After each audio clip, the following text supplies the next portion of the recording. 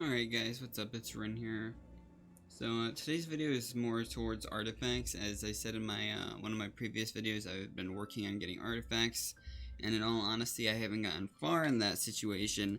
However, I've come to learn some things since then from other people's recommendations and from testing shit myself. And I wanted to just give you guys a heads up on what artifacts you should be running, and which ones you should be leveling first. So obviously, your best artifacts are going to be your 4 stars and 5 stars. Now, while it does take a little bit longer to get up to them and start getting them in abundant, you can start with 3 stars temporarily, although I would not recommend maxing any of these and just going for their bonuses instead for now. So when it comes to your 4-star artifacts, in all honesty, if you happen to be able to run the piece sets, by all means go for it. But in all honesty, I wouldn't recommend focusing on the set piece, and I would focus on the stats on it. Now this is a plus 16 attack that gives a base attack, flat damage, right? With a 12% additional, right? That is okay, but it's not really what you want. The only reason I've maxed it is because it goes par and par with this goblet I have, which is 34%, and then a flat of 23. Now you may think, oh well, they both have the same things, percentage and attack, so what's the difference?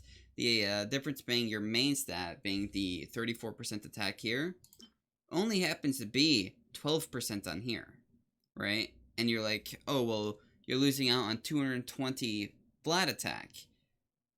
Sorry, but what is that, 22%?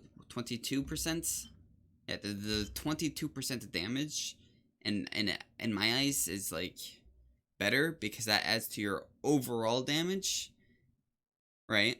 Instead of just adding flat. So it's better overall. Now for the piece specifically, maybe not, but overall it is better for your character. So when it comes to your artifacts, what you should be going for, at least for your main, right? You should be going for the highest possible attack you can on them, depending on if you're changing builds and such. Now, obviously, say you have a Barbara, right? If possible, right, you'd want to run something like... where is it at? Like this on her, right? Because you're primarily using her as a healer. However, I've heard some people say that they run her as a hitter, right? So in that situation, obviously, you would go for your attack over your healing bonus. I personally run the healing bonus on it because I use her as a primary healer. Right, my Diluc, primary DPS, so of course I've got all my DPS on him. My Keking, right, Kequing, still don't know how to pronounce her name, man. I use attack on her, right? So, more or less, what I would recommend starting with is juicing out the artifacts that you get that have primary attack on them, and that's all I would max for now, right? You can start your other ones, right? But I would not max them, because as of right now, your damage is more important, especially when most team compositions include a healer regardless. Now, I'm not saying, oh, you want to have 3,000 health and 2,000 damage. No, that makes no sense. But I mean, my Diluc is sitting at 1,200 damage with 9,000 health, right? Now, he is only level 50, and his weapon is only level 30. I need to get that to 50, but I haven't had the chance. But the point still stands of what I'm trying to say here.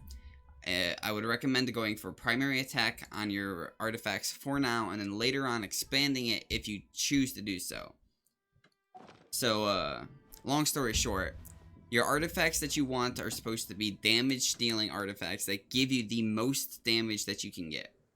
And I drew this out way longer than I wanted to, but I was just kind of rambling on about why and how I believe this is it. Anyways, if you guys enjoy the video, make sure to leave a like, subscribe, all the good stuff for the YouTube algorithm and whatnot, because according to my homie, I need to be saying that. Anyways, peace.